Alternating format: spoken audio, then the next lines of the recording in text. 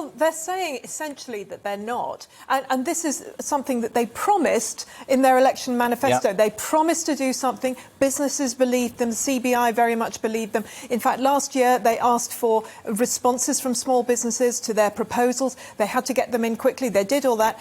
And now they're basically saying, well, we're just going to tinker around the edges and, kick the rest of it into the long grass. And I wouldn't mind, but it's phenomenally complex. If they were going to do something sort of decent, if they could just reduce some of the complexity, because there are lots of elements where, if you're this person, you can have a little bit less taken off, and if you're that, if you're a charity, you got.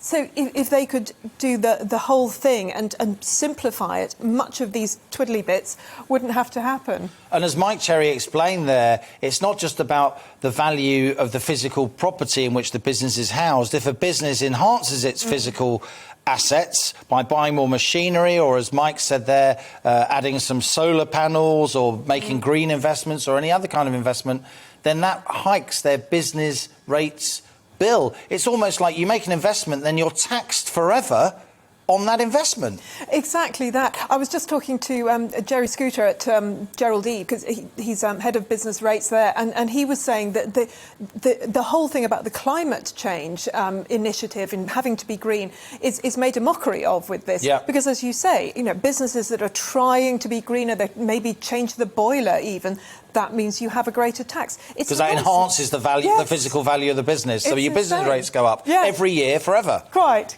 It's an insanity. And I think it's got to the point where businesses, and you mentioned, obviously it's not just the high street, but high street, small businesses are on a knife edge in many cases, and the business rates are part of that, the potential that could push them over. But large businesses also are saying, come on, do something, because otherwise we're going to just, the whole thing is going to gum up. Business needs help. We need to grow right now to get the proper tax revenues in.